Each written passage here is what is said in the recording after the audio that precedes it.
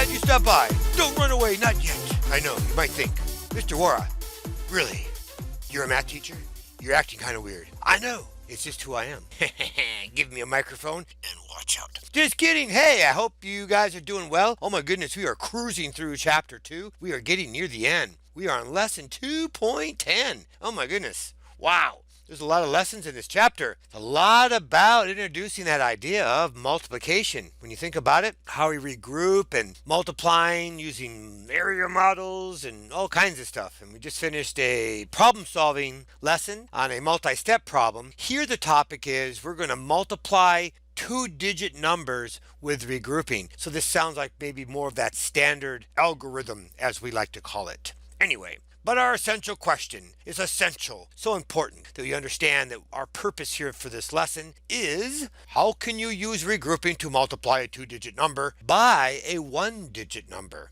Okay, so these are like baby problems. Well, it's not really a baby problem, it's just that you guys, I've mostly taught 5th grade, and so now I'm doing some 4th grade videos, and so these do seem a little bit easier in comparison to 5th grade. But you know what? Don't get me wrong. Hey, 4th graders rock. Now, it's time to unlock the problem. That's right, my friends, because you know what? Yeah, it's real world, baby. Real world. Real world. Now, it says a thoroughbred racehorse can run at speeds of up to 60 feet per second. Okay, that seems really fast. During practice, Celia's horse runs at a speed of 36 feet per second. How far does her horse run in 3 seconds? Okay, cool. I like it. Real world problem. Because you were learning stuff about animals and so many different things by using these real world problems. It does say here though, underline important information. And then it says, is there information you will not use? If so, cross out the information. They're actually giving us permission to write all over our page. That's right. You can write on your page. You can scribble. You can draw. You can color. No, that's not what, Mr. Wara, you got out of control. It just says to cross out the information we're not going to use. So let's take it step by step. So to first underline the important information, I'm thinking, yeah, probably during practice, Celia's horse runs at a speed of 36 feet per second. So I'll underline that. I'll just put right here. Celia's horse runs at a speed of 36 feet per second. Also, this is, how far does she run in 3 seconds is crucial too. And I'll just write her horse in 3 seconds. Although this is important too. So obviously the fact that a thoroughbred racehorse can run at the speeds of 60, it's cool information to put in this real world problem. I agree. But it's just this is what we say is kind of like the topic sentence, or possibly you guys who are the writers, we kind of think of this as to the into, because this is what you're introducing your little topic, your little paragraph. So sometimes you call it an attention getter, a grabber. When you guys are doing like speeches, you want to grab the attention of your audience. Okay, so anyways, let's move on to example 1. Example 1 does say we're going to take that 3 seconds then multiplied by the 36 feet. First, we're going to estimate. Well, here, 36 is so close to 40, so they just said, yeah, let's just estimate that to 40 to make it easy. Now we have our simple facts of just 3 times 4, which is 12 and another power of 10. So our answer should be around 120 based on that. Okay, now we look at step 1 here. We have some base 10 blocks. Let's see. We have a picture. Looks like we have 30. 1, 2, 3, assuming 10, 20, 30, 69. Okay, so we had 120. Let me see what they're trying to do here. What does it say here? It says think. Multiply the ones. Okay, so the 3 times the 6 ones. So here's the 3 times the 6 ones. 3 times 6 ones does equal 18 ones. Okay. Oh, regroup the 18 ones. So that's what they're doing. So we have 3, 6, 9, 12, 15, 18. So they're taking a group of 10 of them and then they're regrouping them, giving them another 10.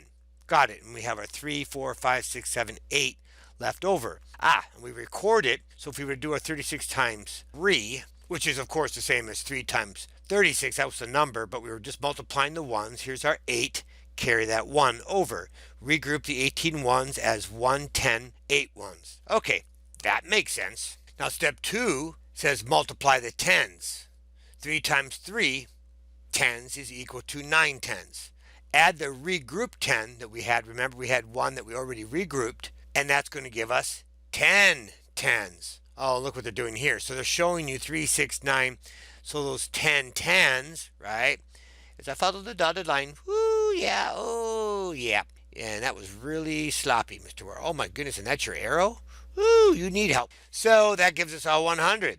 So now if you look at here, here's our 3 tens. Our 3 times 3 is 9, plus that one more 10. Now we end up with the 10 tens, which is the same as 100. So Cecilia's racehorse runs, yeah, 108 feet in 3 seconds. Since 108 is close to the estimate of 120, the answer is reasonable. Okay, seems easy enough. Ooh, now we have example 2. It says multiply 8 times 22. First we're going to estimate. They're doing it just 8 times 20. Nice, simple facts. Plus the power of 10 gives me 160. All right, and this is just our model showing how we're regrouping each time. Multiply the ones. The 8 times the 2 ones, which is the same over here.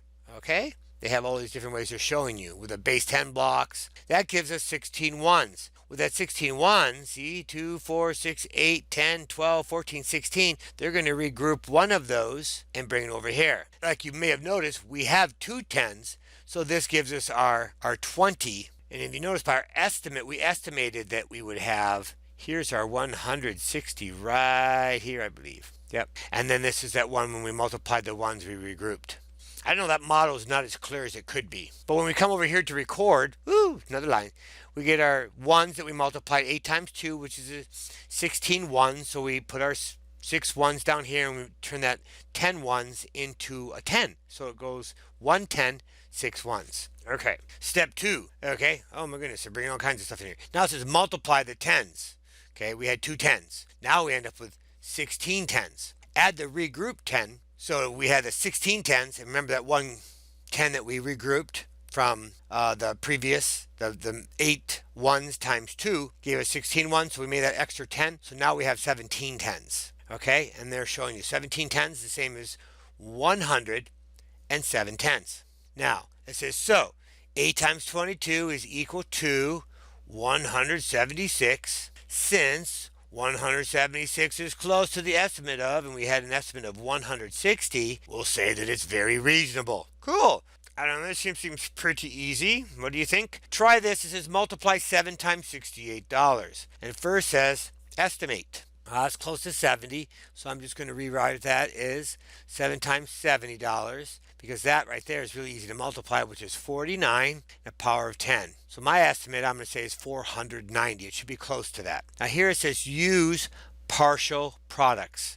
Okay, so here we're going to multiply the ones, the 8 times the 7. Now that's going to give me 6, and I'm going to carry that 5. And I say use partial products. I'm wondering if they want me to write that use regrouping. So I'm going to write that down as 56 ones.